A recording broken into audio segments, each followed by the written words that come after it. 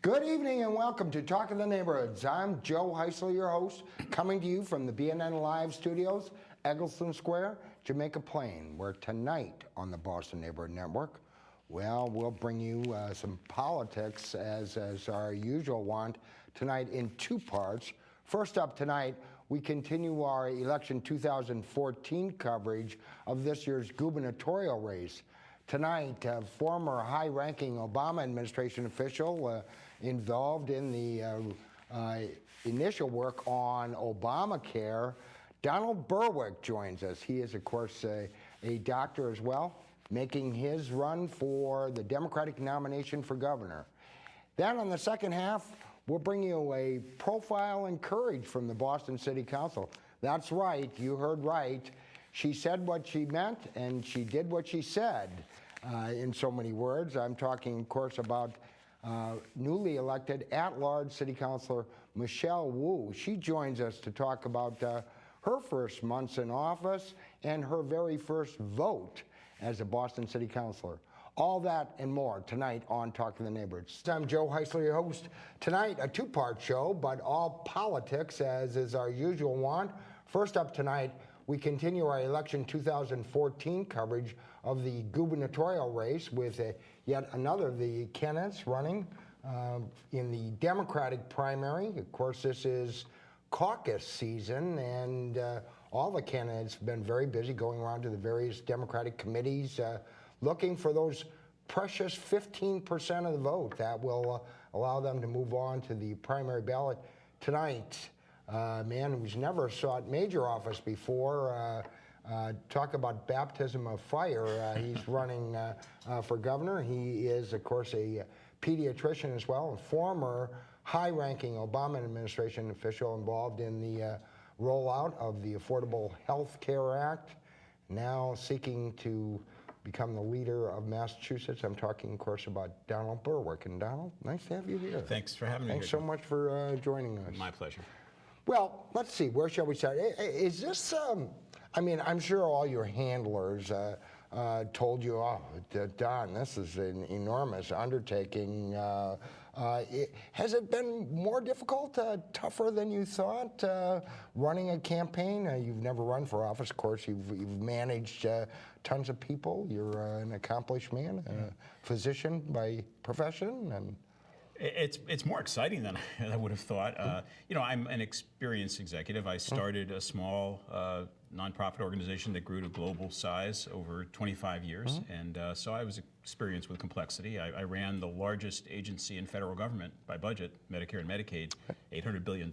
So I'm pretty used to complex things, and a campaign is kind of like that. It's like setting up an organization and really making it thrive. We have a wonderful team. I've tried to give it the guidance it needs, but it's doing great. And then getting out there, Joe, and meeting the people, being in the living rooms and the libraries and the town committees, it's just so textured and interesting and inspiring. I think people they share values in common that really, really motivate me. But, you know, I hope you don't take offense. I think many people would say you're an unknown or relative unknown, certainly not to people in the know, in certainly in the healthcare industry, but all those voters and them saying, Donald who? You have to put your ego in your pocket a little bit and you know, change how you approach. It's the job, and it's really interesting to get out and meet people, and you know the slate is clean. You know, I'm there to present myself, explain what I believe and think, and listen to them. But remember, I'm in the pathway of Deval who and Elizabeth who, Elizabeth Warren and Deval Patrick. They both came from outside helpful. The political. Yeah, and this is a state that's shown such openness and receptivity to people who bring in experiences from outside the normal political ranks. In fact, I think that's the more customary history in this state for governors and other officials, and so I'm the embrace is there. Yeah, we got a job to do. I want to get my message out, and that's what a campaign is. You know, and of course you've made your mark in many ways, as you said, as an executive, and certainly in your own chosen profession. Have you found, given all the controversy surrounding the Affordable Health Care Act, and you know, do you find that helps you? Or does it hurt you? I mean, this is a state that before Obamacare embraced universal health care, essentially, in a model of sorts, not the same, but in a model of sorts. And does it help, or does it? How does that play out? Well, I think it helps. I mean, if you look at the big picture around the Affordable Care Act, this is a very important step for this country. This is the most important step toward health care as a human right this country has taken since really Medicare and Medicaid were started. And I think people really know that. There are people that want to shoot this law down. They're taking every chance they can get to kind of really deceive us about what this law means. But this law means that people all over this nation, 50 million people who wouldn't have had coverage, can, if the law is implemented successfully, will be able to sleep at night and not fear they're going to be bankrupt or not be able to get health care. The rollout problems are terrible. I mean, there was a really serious set of issues that came as the Obamacare began to roll out. During the period I was in Medicare and Medicaid, we implemented a lot of the early stages of the Affordable Care Act. We put millions of kids under their parents' policies up to age 26. We introduced prevention benefits. We put insurance companies under new restrictions about overhead rates and about transparency. It was great. But then, No problems with your computer system. no, not while I was there. I had to leave, though. You know, the Republicans blocked me. Yeah. Glenn Beck called me the second most dangerous man in America.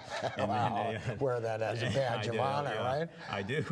And I had to leave. They blocked my nomination. And then for 2 years after that, I couldn't even communicate back with the agency. It's illegal for a presidential appointee to do that. So I watched, like you did, this mess in the rollout. I think it's going to get fixed. It's so important what's going on. And the thing to keep in mind is the big picture here, which is healthcare is a human right. It should be made that way. This state did it 8 years ahead of the rest of the country, and that's the pathway we're on. I think it's going to work.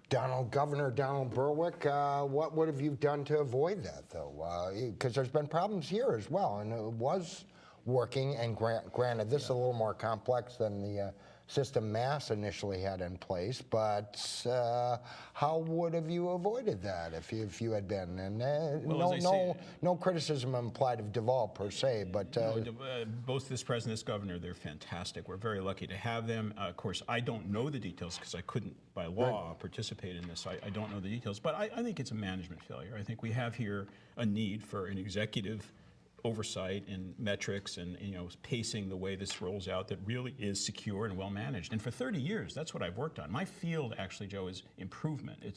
I've worked on improving healthcare systems all over the world, eliminating infections in hospitals, making sure we're focused on prevention, putting the patient first. And that takes leadership, and the leadership has to have details in it. You have to actually monitor as you go along. And I don't know, but I think somewhere along the pathway here, somebody lost sight of the kind of step-by-step hard work of successful management. And in fact, that's one of the things that excites me about going to the corner office. I've spent 3 decades studying and teaching and practicing modern approaches to improvement in complex systems with great results, thanks to my colleagues. You think Deval Patrick's done a good job? I do. I worked with a lot of governors, and when I was in Washington, and I thought we have a very, very fine governor. He's done a lot for this state. We've got the most progressive energy policy in the nation. He has done a lot to get the health care law correctly implemented. He's been a person devoted to what I'm devoted to, which is compassion and social justice issues. So I credit him a lot. Well, not everybody agrees with you. Well, I don't agree with everything he's done. No, and I'm playing a little devil's advocate here. Don't get me wrong, but it's a tough job. And I'm against casinos. He's for casinos. I think casinos are a bad deal for this state, and I think that's a misjudgment. And frankly, I spent a lot of my career working on making healthcare better, and healthcare is a very important issue for this state. We've got to get it right. Healthcare costs are eating us alive, public and private sector, and we need somebody in that corner office that understands what better healthcare looks like, because when it's better, it's lower cost. And also, I'm favoring single-payer healthcare. That's not where this governor went, but I think we need a single-payer healthcare system. For that matter. No, they didn't go there, but I think we could. I think this state leads. We've got a history of it, and if we had single-payer in this state, costs would fall, experience would improve, things would be simpler for everybody, and I think we should go there. When you were working, and I granted you weren't in the administration or appointed at that point, but the debate that went on in putting together Obamacare. Were you involved in that? And clearly, if you were recommending single payer, it wasn't adopted. A little disappointed in that, and disappointed in Obama for taking taking the current path. Well, I wasn't there during the negotiations that went on in terms of who got what deal. You know, I assume the president made some judgments about how to get that law passed at a national level. But that's what makes me proud about Massachusetts. While that debate was going on, 2006, we had already solved it. We decided everybody gets health care in this state. That's something to be really, really proud of. That's what gives me confidence that on a really progressive agenda focused on social justice and human rights and equality and compassion in government, that this state can get things done. We seem to be able to get together, even though we disagree often. We can do some pretty interesting things here. Well, you're up against some pretty well-funded, highly qualified candidates for the Democratic nomination. How are you doing in the caucuses, incidentally? You going to get to 15%? Yeah, you comfortable with that? I am very comfortable. I think we're going to get 15% and do better than that. I think we've done it. I had a great field operation, a lot of receptivity to the progressive messages that I'm getting out there, and the caucuses were really fun. You ought to try it sometime. I mean, this is going all over the state, right into the grassroots, right, talking to the activists in the Democratic Party who really care a lot about this. You got state. A good reception from them? Much so more by and large, they're a pretty progressive group in general. Yeah. So well, when I got in, I had that experience in Washington where you didn't talk about poverty that much. You didn't talk about injustice or inequities. That didn't poll well, I guess, nationally. So I didn't know how my message would be received. I think we should be a place that commits to the progressive agenda without apology, and talks about equality as a foundational issue for our nation, and we're getting more unequal, not less unequal. I think we have to think about people who are in trouble and help them out of trouble. I think we should be working hard on substance abuse. I think we should fix our correction system. I think our education system needs to be world-class for everybody, and I don't think that happens by beating up on teachers. It happens by helping teachers. That progressive message, I didn't know how it would play, but I'll tell you, I would say without every single town, every single living room I've been in, people are nodding, say, yep, I want a Commonwealth. I want a Massachusetts where equality and caring for each other are foundational. I want to apologize for that. of course, and not to compare, but that's many of the things that Deval Patrick was saying 8 years ago. Of course, a little thing happened on the way, or after he got in the corner office, the economy went south, and so you don't always get what you want. And sometimes you don't even get what you need. Yeah. But well, hopefully we got an economy on the mend now. It appears that way. But what I care about is that the benefits of that improving economy get to everybody. I think we are at a real serious risk of seeing disparities increase. That's why this minimum wage argument has got to be settled. We got to go there. I don't think we should be taking away unemployment benefits or sick time from people. I think we need to make sure that people at the lower end of the economy are able to grow and get into the economy. That's absolutely key, and that's a moral commitment. Well, of course, as I mentioned, you've got 4 very worthy opponents in the Democratic primary, and who knows what awaits you in the general should you be successful. Are you daunted by that? You've got a couple of them that are one statewide office. No fear? No. I mean, I welcome this. It's a chance. Look, I'm getting a chance at this part of my life to bring what I care really about to the people of Massachusetts and make the case. I'm not looking over my shoulder at the other candidates. I'm in a state that has welcomed people to come in from outside the political architecture, and the response has been great. And I just feel so privileged to be able to make these arguments here that about the kind of community we want to build and the values that underlie that community. That's absolutely key. And I think I can execute it. I think I can carry it out. I mean, my experience as an executive and my commitments to these kind of values, I think, are foundational for the kind of Commonwealth we all want. And as do you think of yourself as a politician?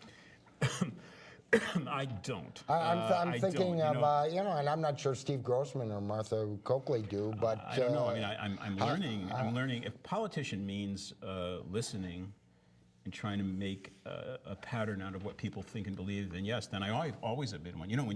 When you're a doctor, what you do is you try to understand what the person who's come to you is bringing to you. What is their theory? What's their concern? What's the diagnosis? And what can we do together? And I guess it's kind of similar. The best part of politics for me is listening, and that's pretty familiar to me.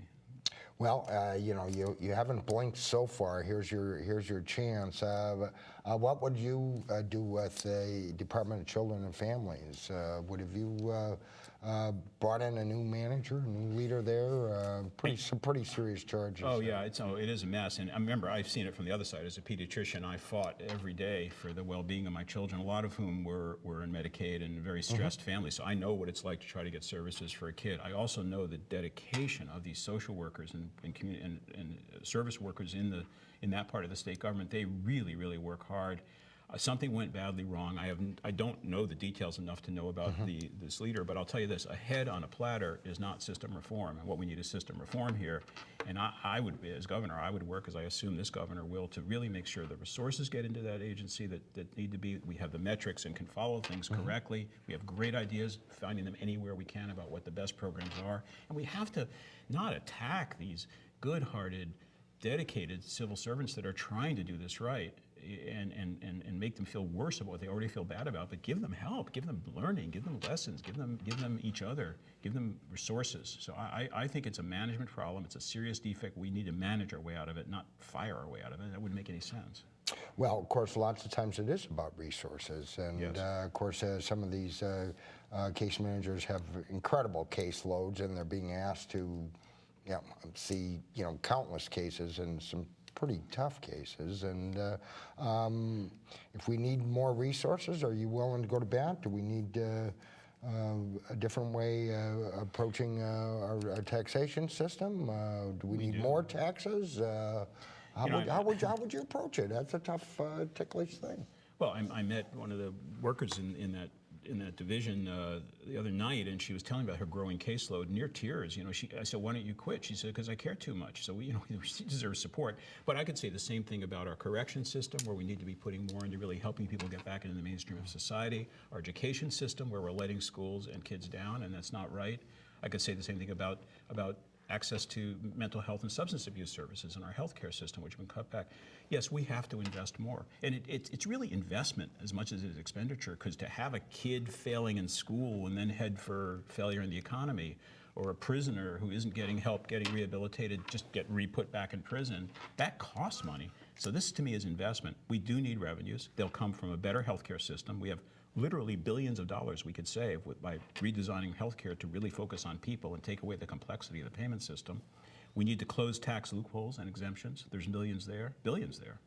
And then the other thing is we need a fair tax system.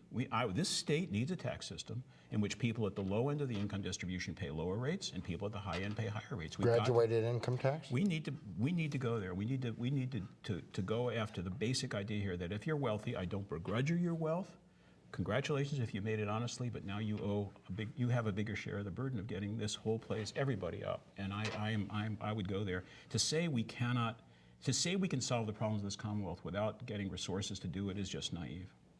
Well, of course, that's always an issue here. And as a matter of fact, the acting superintendent of Boston Public Schools they rolled out or proposed a budget, yet to be approved by the school committee, but involving some serious cutbacks. There's of course the whole issue of violence in the city of Boston and the resources that need to be brought to bear there. It's a tough call, though, to sell that, and it's tough to sell that to the state as a whole. It's one thing for those in the city of Boston. It's another thing.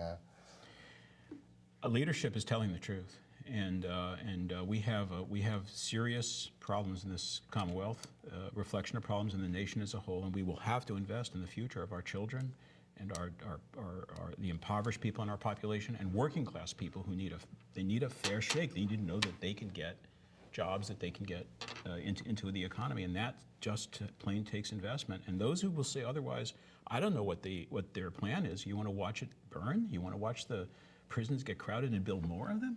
You want the schools to fail, the kids to fail in school, and then what? Do all the remedial work it takes to keep them out of trouble, or put them in the prisons? I mean, what do you want? And I want a compassionate, effective economy which everybody gets to participate in, and that means we have to be investors.